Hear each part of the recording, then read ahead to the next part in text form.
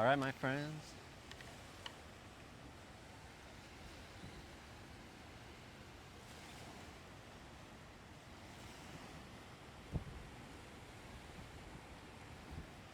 This should be interesting. It's on the beach outside Devil Dog Addiction. Hopefully the sound is working good. Episode of Positive Influence from the beach, just like I said I was going to do. We're doing everything we want to do out here. So, segment 1, the invitation nobody sends, the preach on the beach. Today's theme, radical inclusion. Radical inclusion is the starting point of healing in any community. And this segment, my friends, is people just don't feel disconnected. People are feeling disqualified to even live right now. The false narrative that you have to fit in to belong keeps too many people from ever trying to find real community. How often do we try to join things, but we feel nervous or self-conscious about it, and so we just don't do it, right? So today we're going to aim to learn that Jesus taught radical inclusion as the spiritual starting point, not as the bonus prize, right? And there's no such thing as being too different to be part of something holy. Today's scripture is going to be featured Luke 14, 13, and 14. And today's context, right, Jesus is hanging out at a Sabbath banquet, right, with religious elites, men who only invite people who can repay the favor, right? And we know that if you do something good only to get something back, it's not doing anything good. So everyone's watching him, right? They're preying on Jesus' move, right? They're calculating his status. They're protecting their image, right? So Jesus stares into that social game and he says, hey, when you give a banquet, invite the poor, invite the crippled, invite the lame, invite the blind, and you will be blessed.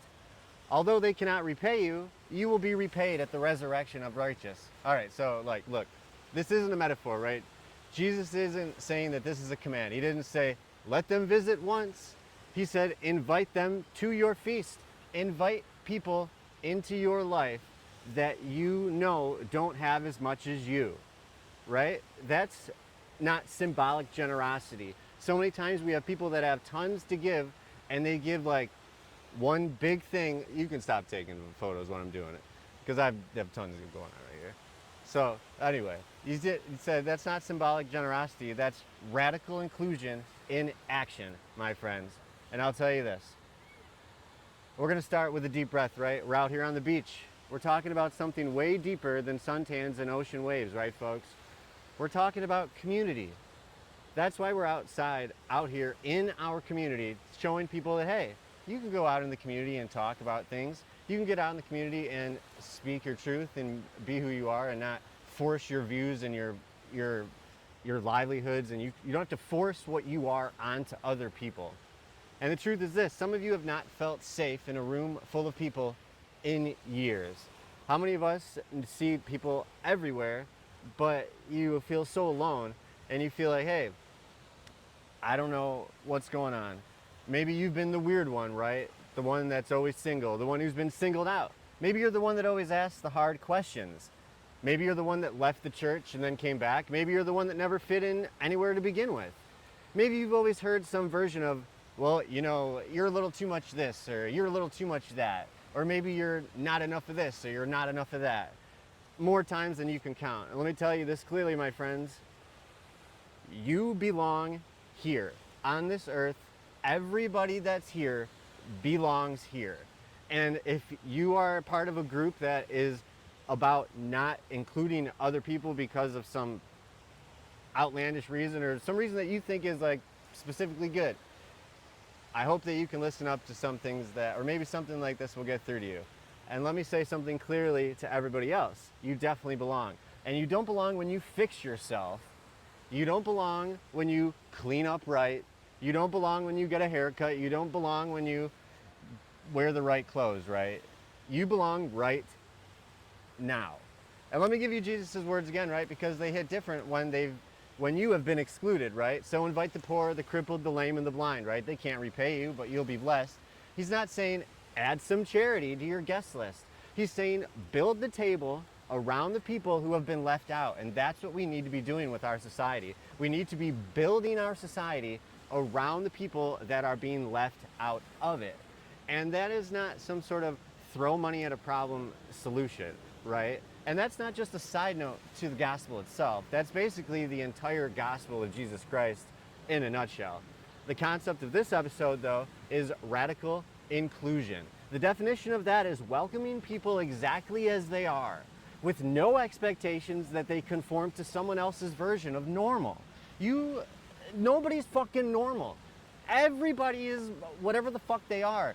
Everybody is weird in their own special way. And the only thing that is normal is things you are familiar with. If you are familiar with something, you start viewing it as normal. So if you are exposed to certain things, or if you meet certain people, or if you listen to other people, you will get exposed to things, and new things will become familiar, and then all things will feel normalized, right? So if you are getting uncomfortable now, if you're getting uncomfortable and you're saying, oh, this guy is saying some crazy shit. This guy is saying things that's making me feel like, oh wait, my parents told me not to listen to this type of thing. These aren't the books that we're supposed to be reading, folks. But let me ask you this, when's the last time someone invited you to show up? Wait for it. Without needing you to perform, or without needing something from you. No, or wanting to network from you, not prove that you're chill, not that you're good enough to network with, or not to hide your story, but just to be present. And if it's been a while, you're not broken, folks, and you're not alone at all. And if you want something that's more of a connection than that, you are definitely not alone. And you're just hungry for what the world has forgotten to offer you, which is unconditional welcome. A lot of people say unconditional love and that type of thing, but unconditional welcome is something that we should be giving to everybody. So that's what this episode is about, my friends. We're going to start over. We're building community not around comfort zones, but around courage. Not around popularity, but around presence. And not around curated faith, because there's a lot of repetition and a lot of faith that's fake, but a kingdom of inclusion. And here's what's coming up today in this episode, right? The next segment too, we're going to talk about loneliness, the kind that rewires your body. You know what I'm talking about, addicts out there, and how radical inclusion doesn't just feel good, it literally saves lives. And when we have 17.5 veterans killing themselves every day, saving some lives by including some people is a good fucking thing. Hey, and if you thought that we just get down with Jesus on this place, that's not true. We're going to bring it back with some Buddhist teachings, and that's going to back it up beautifully. In segment 3, we're going to get into confrontation and repair, how to forgive without enabling, how to rebuke with love, and what Pope John Paul II had to say about mercy. That's right, folks. We're in Chicago, so we're getting Pope crazy. In segment 4, we're going to learn how to build from scratch, because we don't just bitch about the problems at Devil Dog Addiction. We come up with ways to fix it, and not big grandiose ways that need money and things and mass amounts of time and effort from everybody. It takes a little bit of time and effort from a mass amount of people. So anyway, when you're the last place you've trusted, right, has left you hurt, because a lot of us have been there. We've trusted places, we trusted people, we trusted organizations, we trusted churches, we trusted lovers, we trusted teachers, we trusted coaches, we trusted authority people, we trusted other adults.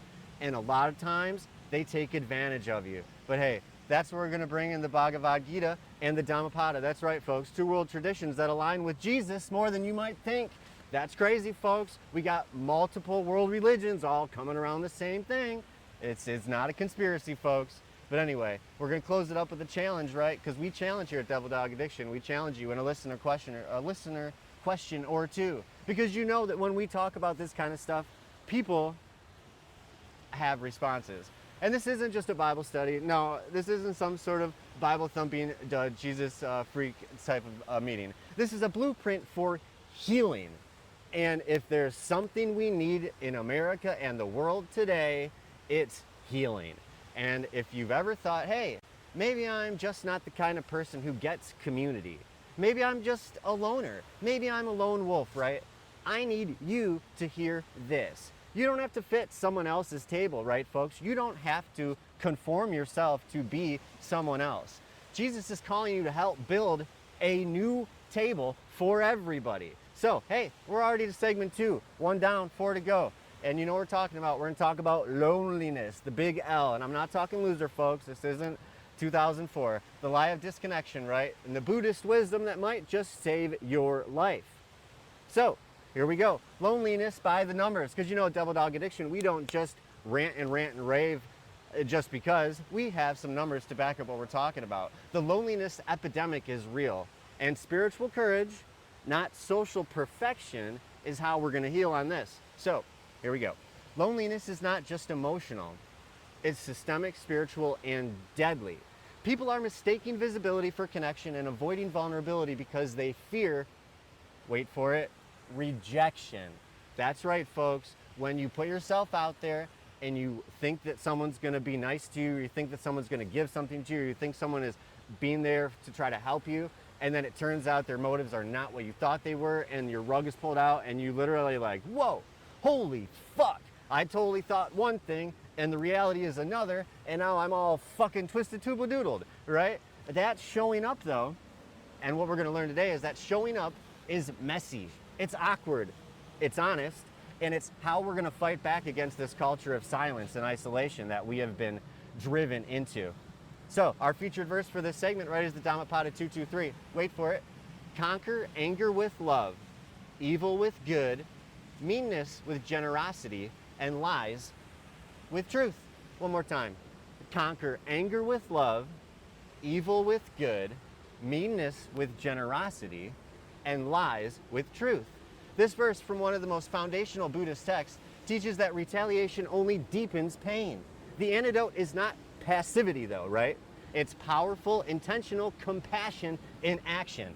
So doing things for others gives you power.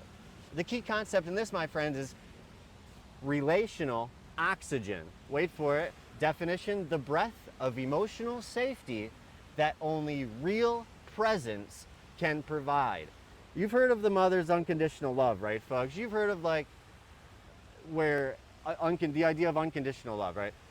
But that is the only type of safety net that can provide true safety to people that have been hurt. And why it matters is we cannot survive without, or we can survive without a lot, but we cannot flourish without being seen, heard, and invited back into a community that will help us build bigger than ourselves. And yeah, there are some people out there that are complete sociopaths and can be a one-man army of whatever the fuck we think is success in this world. But I can guarantee you that on a grand scale, you're not going to find many people that are doing that type of thing that are happy, right? Listen, the power of showing up right now is we're going to start with the most part that people skip. The hurtful part. You know, as an addict, they're like, hey, don't do drugs. Drugs are bad. Don't do drugs. You know, they're fucking horrible. They're terrible. There's nothing good about them. And then the first time you use them, and you're like, holy shit, these fucking shits are the big dom diddly bomb. This shit is awesome. And they're like, they never told me it was going to be this good. Lies. Anyway, loneliness hurts. It hurts.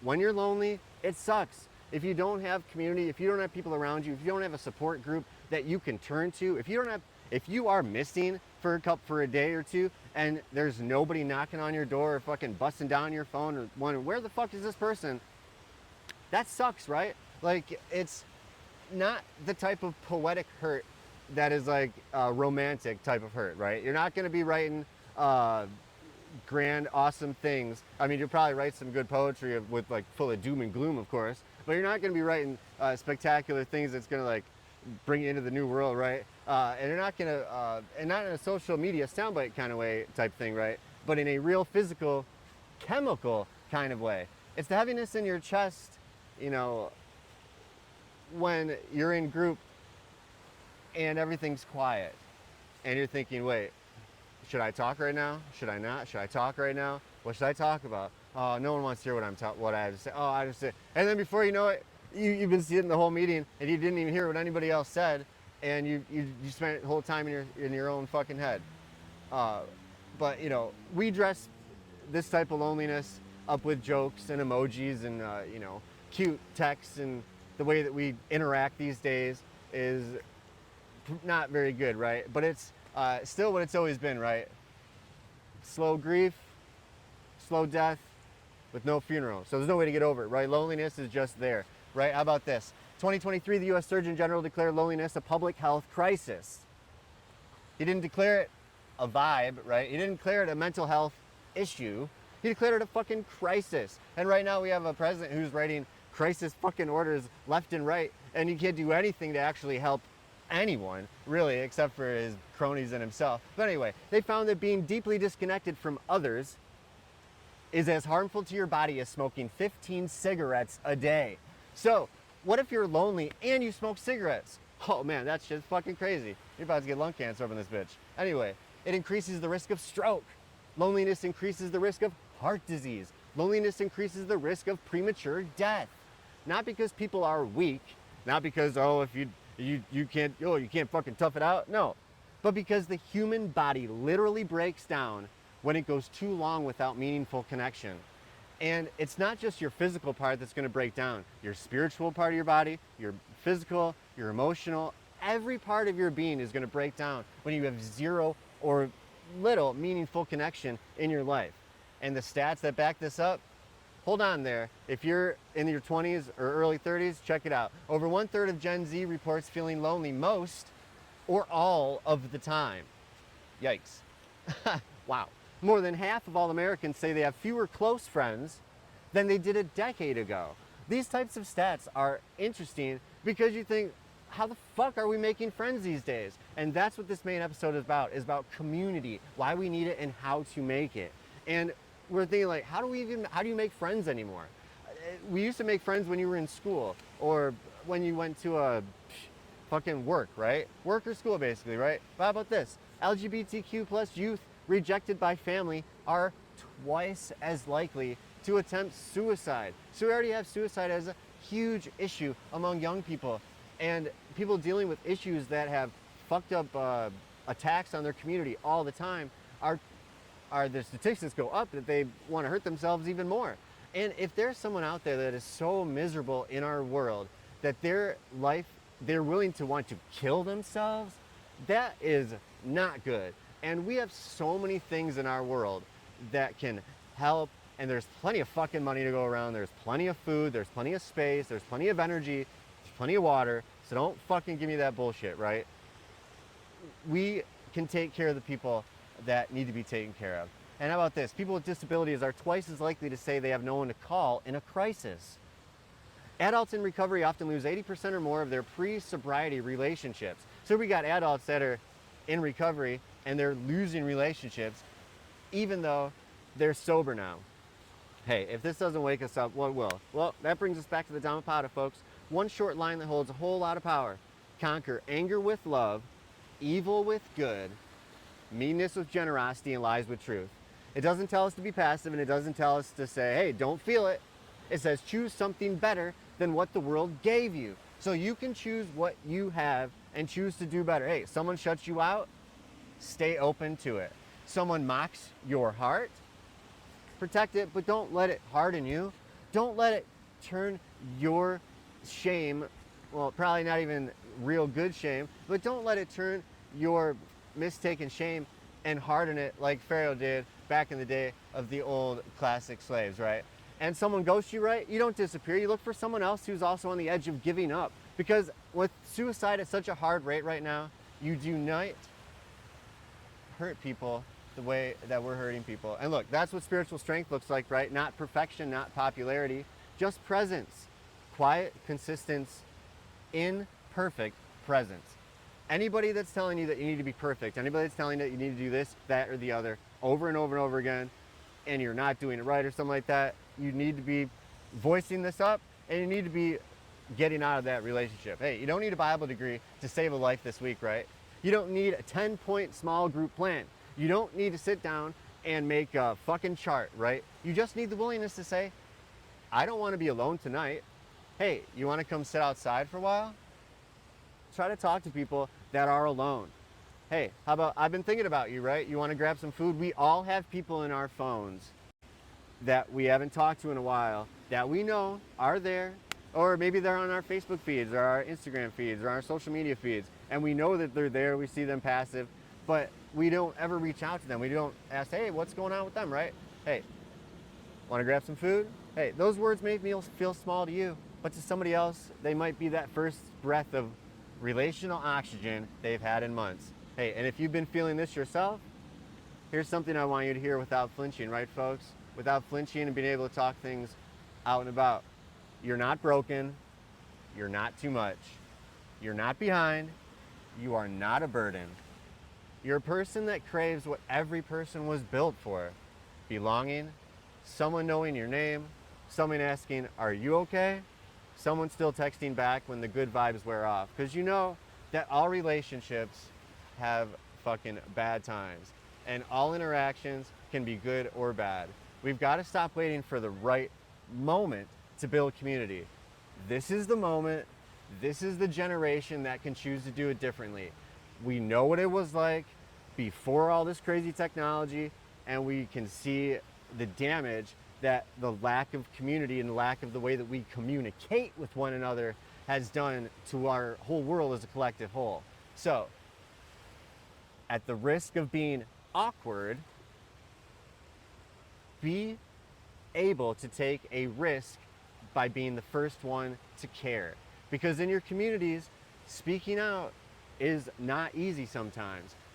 What if you live in a community that is super, super, super Trumpy, right?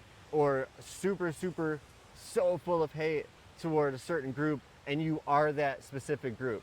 You know that there are people out there right now that are scared of even going to school or going outside or going and living their lives just because they look like something that somebody says is bad. And now they have the power to snatch them right up and do whatever the fuck they want to do with them. And it's insane. It's crazy. It's unconstitutional. And it cannot be something that is going on in this world right now.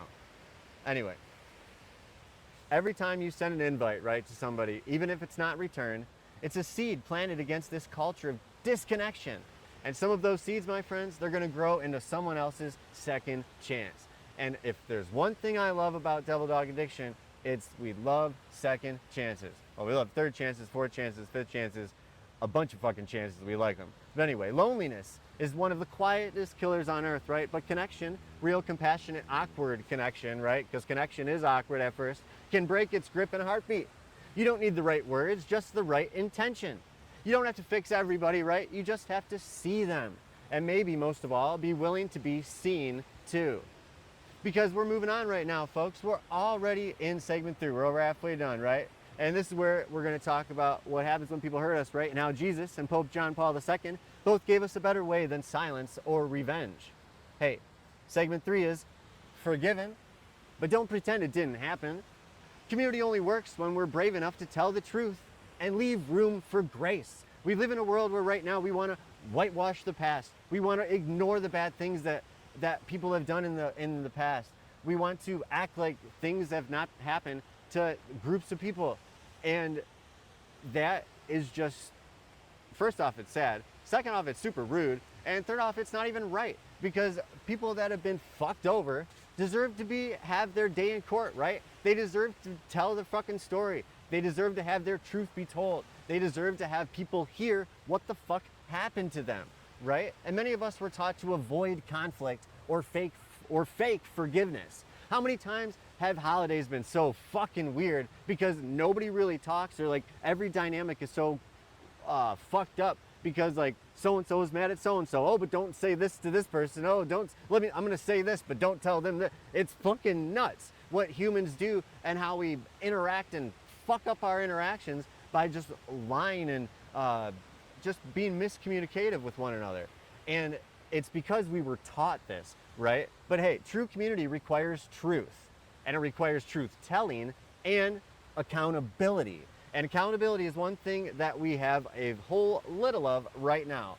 And it's not pretending that pain does not exist, because pain does exist, but suffering is optional, right, folks? So how to forgive without enabling, and how spiritual healing always makes room for both rebuke and restoration. So, oh, that's right, we're getting our featured Bible verse, Luke 17, 3 and 4. Hey, if your brother or sister sins against you, rebuke them. And if they repent, forgive them.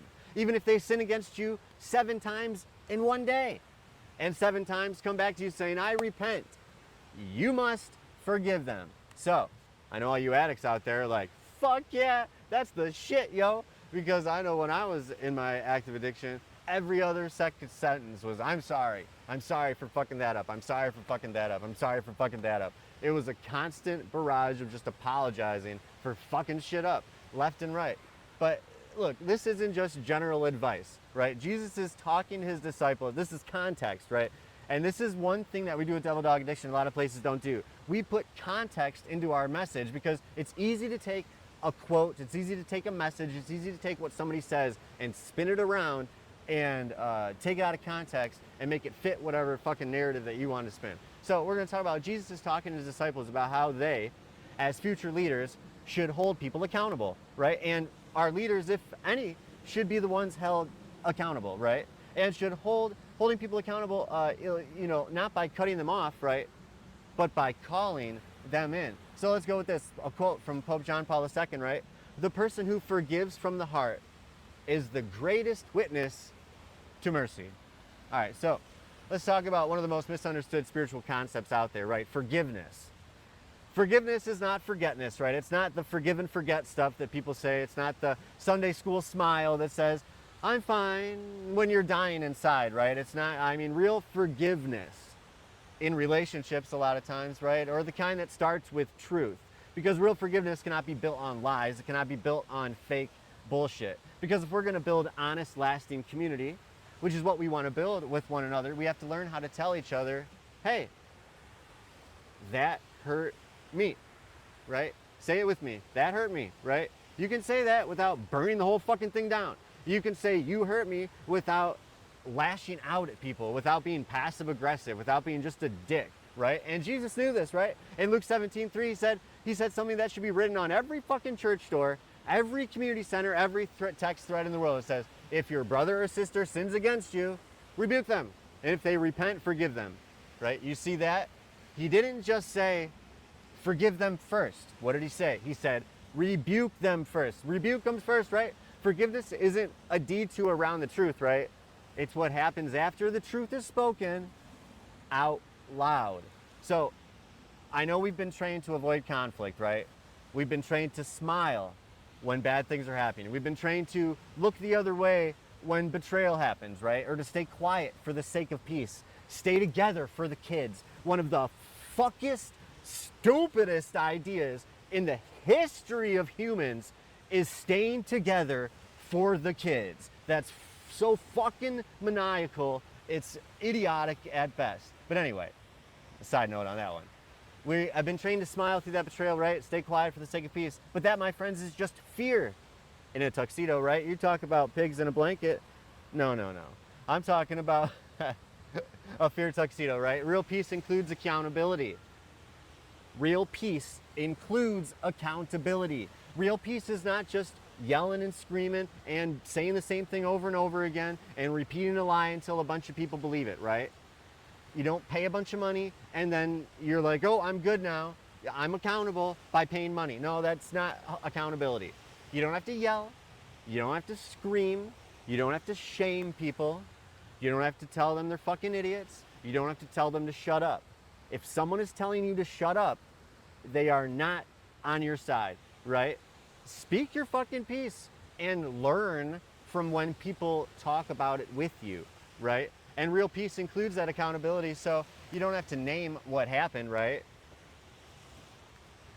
But you do have to name what relationship has been affected or that will not have a chance to heal, right? Some of us were told, a good Christian just lets go.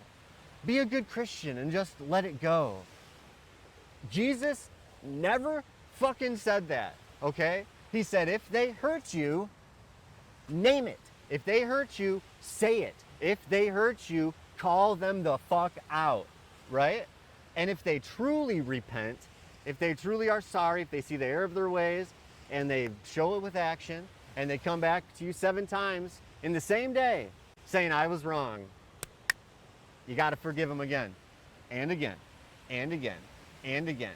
Which is why with addiction, it's easy when you finally do something right for the people that care about you to forgive you. They want you to do good. They want things to do better. But at a certain point, you just fucking boy who cried wolf them way too many times. You know, they're sick of getting hurt. And And honestly, if they don't make things bad for us as addicts, the people we care about are the ones that we want to get shit over on, right? If they don't make it bad for us, we'll never fucking change. And I know you may think, oh, well, I'll just be happy in my, you know, living a mid-existence in like Shitsville, but it's not so bad. But that's not true, because it always gets worse, right? And as time goes by, it gets harder, right? You're supposed to be gaining things as you go by in the future, so life is easier as you get older. But if you don't work on things when you're younger, it fucks things up a whole lot as you get older. But anyway, this is a mission about mercy, right, folks? And Pope John Paul II, who knew a lot about grief and injustice, once said this: the person who forgives from the heart is the greatest witness to mercy, right? He said that not from the most polished sermon, right? Not from the fanciest theology, but the act of forgiving someone who repents again and again is what puts divine love on display, because actually forgiving people who have wronged you is hard, right? And doing things that are hard from your soul is not the easiest thing to do, right? But it's not forgiveness without accountability. And it's not the forgiveness to avoid discomfort. You don't just ignore it to hope that it goes away and then, oh, I'll just feel better as time goes by, which a lot of us do, right? Forgiveness even after the truth. And forgiveness with your eyes wide open. What does this mean for our relationships? Well, it means you're allowed to say, hey, I don't feel safe around you right now, right? It allows you to say that. It allows you to say, I love you, but that was not okay. It's okay for you to say, I'm still here, but look, we've got to talk about what just happened. We have to talk about what just happened. Like, back and forth, admit that shit in the open. What the fuck is this? And it means that you can set boundaries, healthy boundaries, between you and the people you care about, or the people that you don't care about, or the people that are damaging to your sobriety or to your way of life or to your contentness or your happiness or whatever the fuck you want to call it, right? Set those boundaries. And it means you can still leave a door open for healing. You don't shut the door all the way on people, okay? Because people always deserve the second chance if they find the light, if they find the truth, if they find what they're looking for, if they find the damage that's in their own souls and they can figure it out, right? And when someone comes back with sincerity, not just a performance, we can say, hey, I'm not there yet, but I want to be. Let's rebuild, let's convene, let's talk about this later, right? And that's what mature spiritual community looks like. Not avoiding the hard things, but walking through them together with humility, honesty, and mercy leading the way. So check this out. We're already through that segment. And Pope John Paul II knew mercy was the loudest gospel some people would ever hear. And we know deep down that the strongest community is the one where we can mess up and still come home. We should be able to mess up and fuck up a bunch, and we don't have to worry about the people that are in authority over us being all fucking crazy over the top of us, right? And fucking us up and making us feel like shit 24/7. And that's exactly what segment 4 is next. It's all about how to start over when your old community fails you, because we don't just talk about bullshit around here. We talk about what happens after, right? So we're already in segment 4. In the next one, we're done. We're going to start fresh. Join wise paths to real community. Hey, whether you're rebuilding, whether you're building something new, or stepping into something that already exists, community begins with courage and clarity, not perfection. Many people want connection but don't know where or how to begin. Fear of rejection or repeating old wounds keeps people stuck in isolation. We know that fear keeps us stuck in a lot of things. And today we're gonna learn that healing community starts with intention, not scale. So we're talking about really doing it, making a point of getting into it, and not so we need to do all this and delusions of grandeur, right? How many of us make plan after plan after plan, but never do anything, right? Or we kind of do a little bit, or do a little bit, or do a little bit, and we never really follow through on anything. Or we start a million fucking things and nothing ever gets done, right? And how about then other people that we're gonna join an existing community is not a weakness. You don't have to start your own community. I'm just saying you can start your own community. You can join another community that you are a part of, and you will become a part of it because they are out there, folks. And look, joining an existing group is not weakness, right? It's wisdom, right? If you approach it with humility and clarity, because right now we're going to learn about a key concept, which is community agency, which is a belief that you have a role to play in shaping the kind of community that you want. We're out here on the beach right now, Lane Beach on the north side of Chicago, right, folks? We're staying out here doing a little devil dog addiction. What we got to do, we're doing outside on the beach, preaching on the beach. And it's because we are in a community of people, and we want people to feel safe in our community and know that there are people out there that will accept you for who you are. There are people out there that will rise up with you. There are people out there that don't look like you, that don't worship the same God as you, that speak different languages, eat different foods, ride different looking cars, and fucking have completely different cultures support you, okay? And I'll tell you this, the belief that you have a role to play in shaping the kind of community you want is something that's important, because whether you're creating it or contributing to it. So like I said, you can do new or join, new, join, new, join. But why does it matter? Look, you're not a passive recipient of connection. You're not just gonna be walking around and someone's gonna connect you, right? We are all builders, we're all discerners, we're all cultivators of safety. We're all creators, right? We all may not understand what type of creator we are. We may not all understand what our gift is, but we all have a gift. We all have a social gift, we all have a spiritual gift, we all have an emotional gift. We all have something that will make the world better. And if we find it, if we don't get sidetracked by drugs, sex, violence, addiction, any of the crazy thing, religion, right? Any of the crazy relationships, love, lust, sex, probably said that a couple times, but you know, relationships, being passive aggressive, obsessions, you know, anything like that, right? But you got to figure out what kind of creator are you, and you got to follow the prompts and the premonitions and the pokings and proddings of the world around you that you get, because if you're open to it, you will get pokings and proddings, if not outright hauntings, where the fucking world around you is telling you, hey, you got to do this, you got to do that, you got to do this.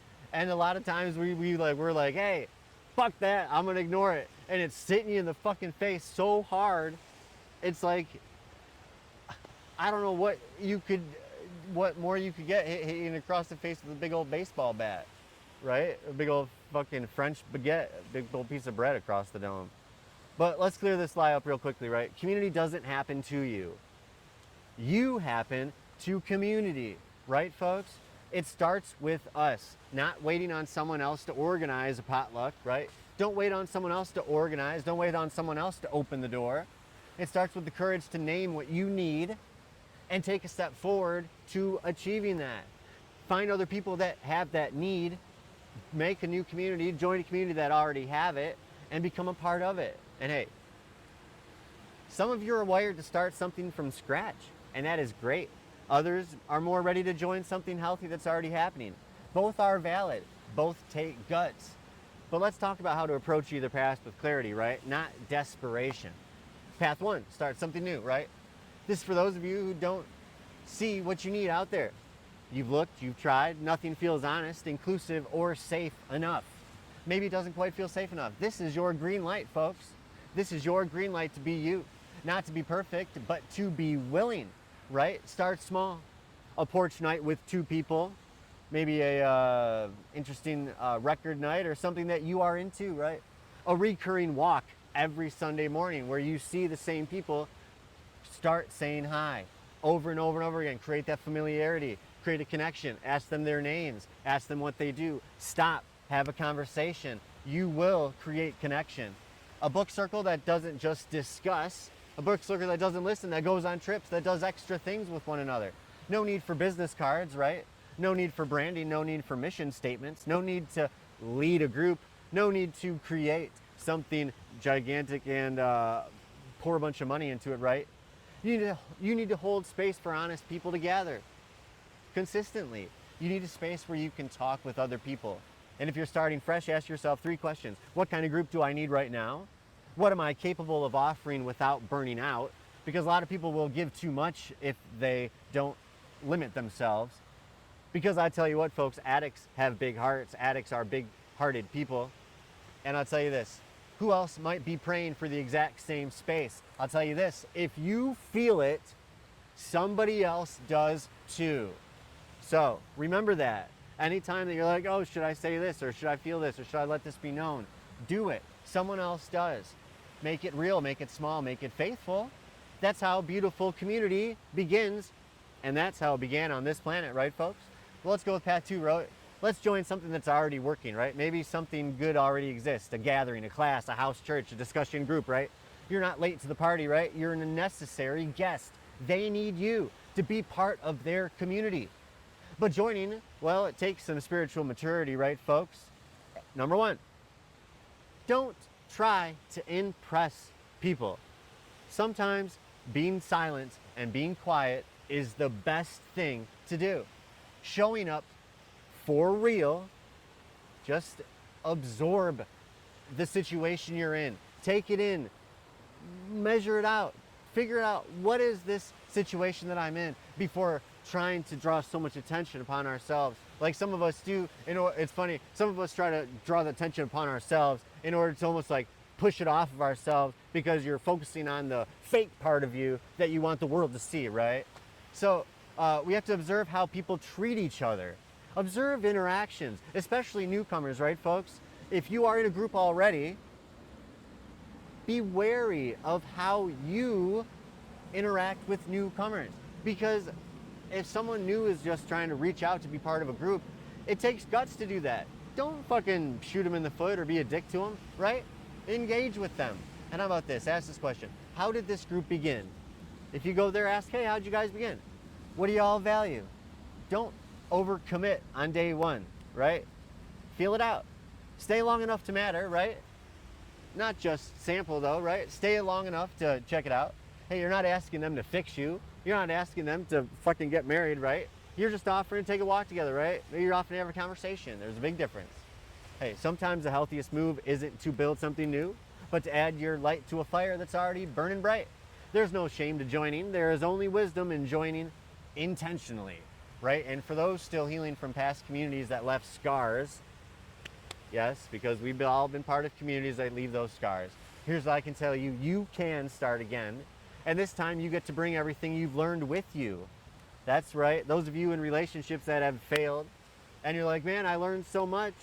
And the person that I'm with that fucking wanted me to change, now that I've changed, they don't want to be around. And they're like, well, some other person is going to get well advantage of all those great qualities that you now are, right?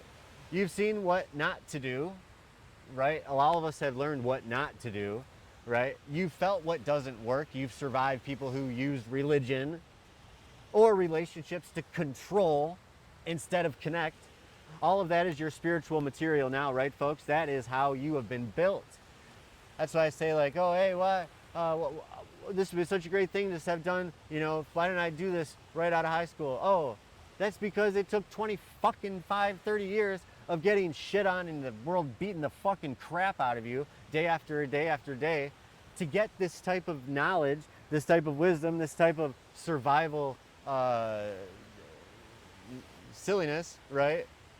That can maybe help someone else out, right? So let's see, we can use what we've learned to create something more honest, something more kind, something more steady, something more easily connectable, so whoever needs to get to that connection doesn't have to go through all that pain and trouble and toil that we went through, right? So they can be a little less in pain. Look, the door to community doesn't swing open on its own, right? It responds to our knock. And what's waiting on the other side might not be perfect, but it could be the beginning of a new home. It could be the beginning of something that becomes something that's perfect, right? But hey, we're almost done. Segment 5 is next, and that's it. But it's also the hardest one because it's a challenge and a prayer. It's positive influence, folks. And that's right. It's the place where we influence with empathy, where we become fluent in emotion because we have a feelings problem in this country, this nation, this world. And we got to do something about it. And the only way to do something about it is to talk about it and to get people thinking. So, a challenge. Community is a verb, right? Community is also sacred. It's active, and it's built by ordinary people willing to show up honestly and consistently. In one of my most favorite groups that I've ever been in at one of my at the VA, we always would say, keep coming back, be honest. Be honest, keep coming back. If you are joining a community that is going to be good for you, if you just keep coming back, and if you're just honest, you will find the community that you need. Hey, Pope Francis said this: rivers do not drink their own water, trees do not eat their own fruit, the sun does not shine on itself. Living for others is a rule of nature. We are all born to help each other. So that's pretty wild, right? This quote reminds us that community is not just a nice idea. It's a biological, spiritual rhythm that all of nature, all of reality exists with, so we work with one another. And the healthiest lives are ones that nourish others in the process. So a rising tide lifts all boats. When you do good, we do good. Success begets success. I help you, you help me. Everything works out, right? It works in that fashion when we stop believing that it doesn't, right? So today we've been talking about community, not just a buzzword, right? Not a t-shirt slogan, not something you get on the beach or a soapbox and rant about for an hour, right? But the gritty, sacred, often uncomfortable reality of human connection. Human connection is messy. Humans are dirty, dirty birdies, right? And I'll tell you right this, they're often uncomfortable, and the uncomfortable reality of human connection is that we do get lonely, right? And we've touched on that loneliness epidemic and how it numbs our hearts and shortens our lives, right? So we are dying early because we're fucking lonely. We've learned that showing up imperfectly is better than waiting for the perfect group. We faced a hard truth. Forgiveness only means something when it follows honesty. So you can't be forgiven if you're not being honest about repenting, right? We open the door to new paths, whether that's starting something small or humbly joining something already thriving. We're not meant to be alone. We are not meant to be alone. I'm telling you this, folks, we are not meant to be alone. Okay? And we're not meant to build walls. We are not meant to build walls. We're not meant to build physical walls. We're sure as fuck not meant to build walls out of our pain. Here's the thing I want you guys to remember. Community is not a noun. Community is not a fucking noun. It's a verb. It's built, not found. It's shaped, not stumbled into. It's sustained, not assumed, right? And it's worth it. Pope Francis once said that, right? The rivers don't drink their own water, right? Trees with their own fruit, right? That's not just pretty imagery. I mean, it is pretty imagery, but it's not just pretty imagery. It's biology and spirituality all wrapped up at once, right? It's a tornado of spiritual and biological perfection. And we're designed to give and receive life. And when we isolate for too long, we don't just miss out on connection, we start to forget who we are. We only know who we are by interacting with other people. We know who we are by learning about ourselves from others interacting with us. Don't isolate. Don't keep the world from who you are. And don't keep who you are from helping the world become who the world is meant to be. And look, when we isolate for too long, we miss out on that, right? And what did we learn today? We learned a couple things, right? We learned one, that Jesus called us to invite the forgotten. Remember that, right, folks? Not just to dinner tables, but into real life rhythms. Those rhythms we're talking about, we need to invite everybody into them. The rhythms of our community need to be engulfed by everyone, okay? Luke 14, right? Loneliness is killing people, right? Compassionate invitation is not a luxury. It's not a luxury, right, folks? It's a medicine. It's a necessity for life, for our communities. We need to invite people into our lives, into our communities, so we can become greater because of it. And forgiveness must be honest. Accountability starts with forgiveness. Forgiveness starts with rebuke, right?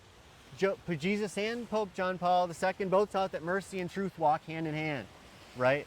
Healthy community requires intention. Whether you're building new or joining existing Clarity and consistency are your tools.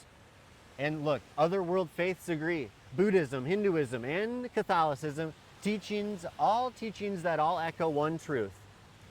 We are all made to lift one another up. Hey, this week, my challenge to you is this. Start one relational rhythm, right? This could be a weekly check-in. It could be a public invite for coffee. That's scary, right? It could be, hey, set up a time to pray with someone else in person. How about that one? How about this? Volunteer in a place that makes you feel hopeful. Say that one again. Volunteer somewhere that makes you feel hopeful.